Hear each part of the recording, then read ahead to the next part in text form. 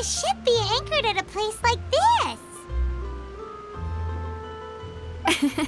There's no need to be so surprised.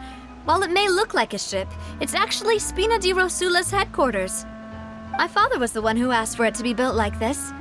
Perhaps our taste in exterior design is the only thing we occasionally had in common. A gigantic and glamorous ship embodies discovery, opportunity, ambition, and conquest. It symbolizes Spina di Rosula's bright and limitless future.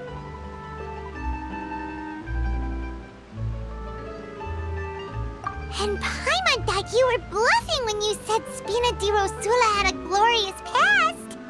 Paimon was confused why a group with such a history would live in the sewers. But now that Paimon has seen this ship for herself, she's been convinced. Well, Poisson is where Spina di Rosula began, after all. It's our main base, our home.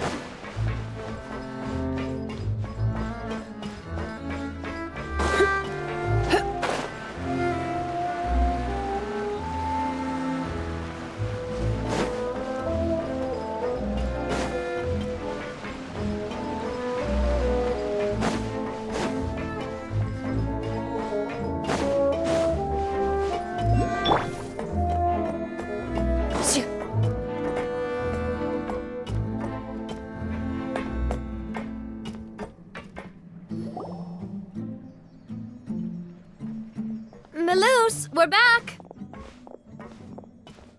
Apologies for the wait, demoiselle, and our most important partners. You said before that you still had some business at the court. What brings you back to Poisson so quickly?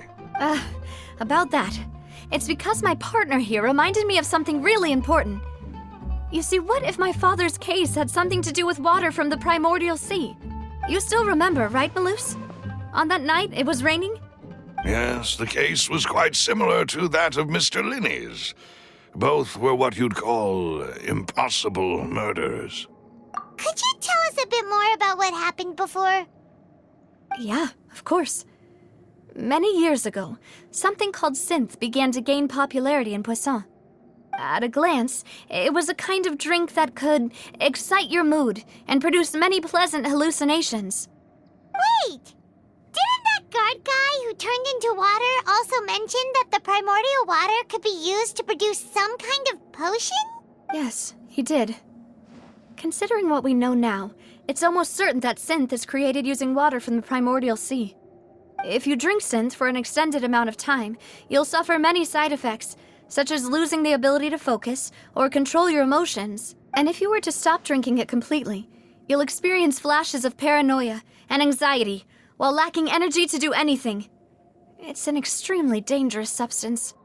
As he oversaw Poisson, my father was compelled to put a stop to synth abuse and called for a complete ban of it. Boss's uncompromising attitude incurred the synth vendor's wrath, but no matter how much they threatened or bribed him, he refused to yield. Not only that, Boss became determined to find the mastermind behind the synth operation and put an end to the problem once and for all. Yes, but the enemy was very cunning. So he could never get anything out of the dealers, all of whom only sold the stuff and weren't privy to the rest of the operation. Recognizing that, my father decided to contact the dealers in secret and cultivate personal relationships with them. The man's name was Jacques. He felt greatly ashamed about his work after seeing many families destroyed by synth abuse. That night, my father hosted a banquet at his countryside estate. He planned to meet up and exchange information with Jacques over some food. But then, we heard 2 gunshots from the courtyard. We raced to the scene and found my father, still holding a gun, and Jacques, who was already dead on the ground. Huh? How did that happen? Aren't they on the same side? Sounds just like Lenny's case, doesn't it? In both cases, the culprit seemed obvious, but neither appeared to have any motive at all. Looking back on it, though, I now believe the most important clue was something we all overlooked at the time. There were pieces of clothing left at the scene. Precisely. It's all thanks to you that I made the connection now. Back then, we all just thought they were some costumes that Jacques used to disguise himself at the banquet. But, considering it now, it's almost certain that they belong to a third person at the scene. With one extra person, we'll also need to reconsider why the 2 shots were fired. You're right. We still don't know what happened. But my intuition tells me that we're on the right track to figuring it all out. I'm finally headed towards the truth. Jacques was an empathetic man who was infinitely remorseful for his past actions. It's unlikely that he turned on Boss with 0 warning. I think this third person is probably the key to the full truth. On that note, however, even though this will not please you, demoiselle, as your and your father's butler, I must still offer a word of warning. Our opponent is insidious and cruel. They are extremely difficult to deal with, and Boss has already lost his life trying to bring them to justice. Even though Spina de Rosula has lost most of its former glory, Poisson has welcomed a new time of peace. There is no need to follow your father's path. It would be both wise and in line with Boss's wishes to... If that's indeed what he wished for, then he should have told me that himself. Was I not the closest person to him? And yet, I was the one most kept in the dark. What was the point of him dying without sharing any of the secrets he knew?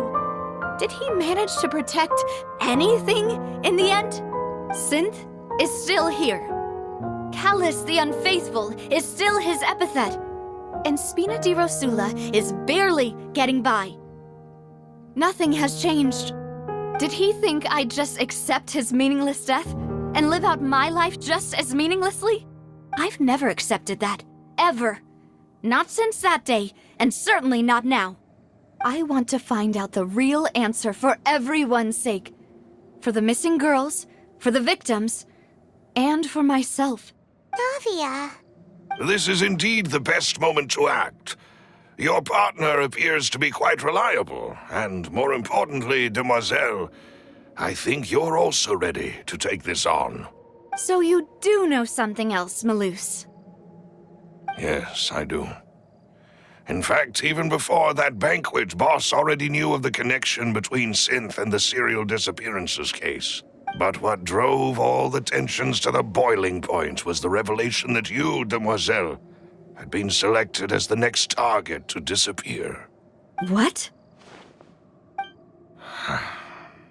Boss also didn't tell you that he had been diagnosed with a rare illness. The doctors told him that he had no more than 5 years left to live, and the serial disappearances case caused him great anxiety. 5 years was nowhere near enough time to resolve this long-standing conflict, but once he passed away, all the danger would pass on to you.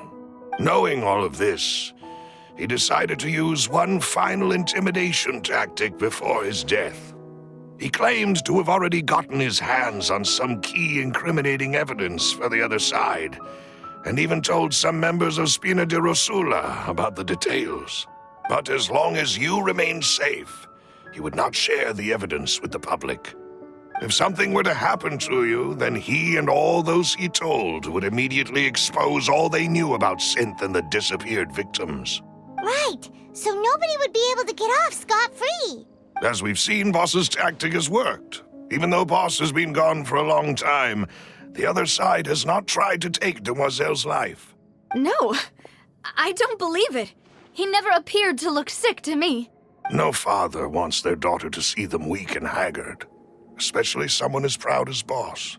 To him, dying in a duel and suffering lasting dishonor as the unfaithful was still far preferable than losing face in front of his daughter.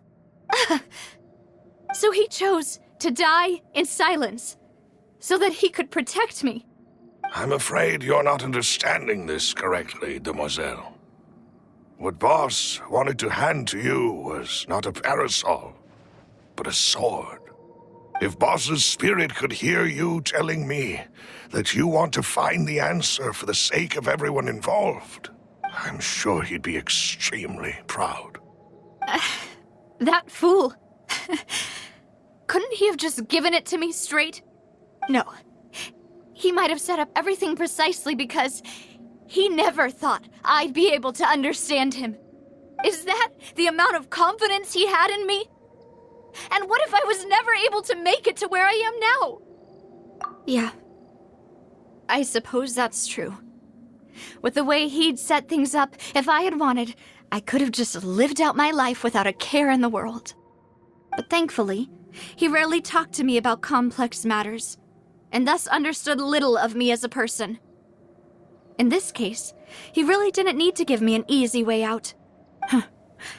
Malus, what was the key evidence that he shared with you? It's the location where synth is produced. Essentially, it's the enemy's headquarters. When he was threatening the enemy, Boss didn't share the specifics of the incriminating evidence he found. But if you want to use it against the enemy, you'll still have to take several things into consideration. Why? If we know where the place is, can't we just go storming in? You mustn't forget that we're fighting against a mysterious and dangerous organization that's been in operation for decades. There's no telling what might be lying in wait at their headquarters. We also have no idea what kind of evidence we may be able to find inside. But a single visit to their headquarters would be tantamount to a formal declaration of war. The worst case would be that we leave empty-handed, but also open ourselves up to full retaliation. Then, in that case, why not work with the Fontaine authorities? Well, you saw one of them dissolve during Mr. Linney's case. We have no idea just how thoroughly they may have been infiltrated. That's true. Seems my father really had no choice. But things are different now. It should be a lot easier to prove the other side's guilt, now that we've connected Synth with the disappearances case. You sound like you've put a lot of thought into this, Malus. I am the butler, after all. I live but to serve the boss and Demoiselle's will. I've always been willing to take on any kind of risk for your sake. But considering my relative lack of ability, I've spent my time keeping secrets, performing basic investigations, and waiting for the right time to come. Thank you for all of that, Malus. Have you discovered anything new in the past few years? Let me think. One conclusion I came to is that the enemy must be quite familiar with Spina di Rosula, or at least have an informant planted here. When I announced orders to the organization's members on Demoiselle's behalf, I used to deliberately keep a few people in the dark and observe the reactions of the synth vendors. If the vendors didn't change their plans, then the individuals informed of our orders must be innocent. If the vendors packed up and fled, however, then someone must have given them the news. After several rounds of testing and investigative tracing, I've narrowed the suspect list down to 3 people. The first is Florent, Spina di Rosula's senior advisor. Huh? Florent? Yes, surprising, isn't it? He was one of the people Boss trusted the most, which also means that he was someone who understood Boss really well. Thanks to his position within Boss's innermost circle, he always knew our upcoming plans and could thus avoid capture this whole time. There's someone else like him too. Marcel, the head of Confrérie of Cabrières. Uncle Marcel. It's a guild in Poisson. Boss helped it to grow to its current size and prominence. In the beginning, they were only reselling some daily goods, but now they're one of the richest guilds around with a lot of business connections in the city. So, they're like a sister organization of Spina di Rosula? Yes, you can say that. When we were fighting against the synth dealers, they provided us with plenty of support. It's a bit difficult to imagine someone using their own money to hunt down themselves. The final suspect is Thierry, the man responsible for coordinating information between Spina di Rosula and the guards. Although the guards mostly leave us to our own devices, there are still many activities we have to report to the local authorities. Since Thierry is always in the know about our current activities, he could theoretically always plan one step ahead. I see. These are all people who I communicate with quite regularly. To think that the enemy we've been fighting against has been right next to me all along, among those I trust the most. If you want to investigate them, please take every precaution to not alert the quarry. Judging from our experience, the enemy is extremely cautious. Of course. And thank you, Malus. You've provided us with a lot of great information. You're too kind, my lady. I'm just doing my duty. And before I forget, proving Boss's innocence would also mean clearing him of blame in Jacques' death. After that incident, Jacques' wife and daughter were taken into the Spina's care. They still live in Poisson today. If it might help, you could also pay them a visit. I can make the necessary arrangements. Aw, thank you so much, Malus. You really are the best. A new case awaits, my dear partner.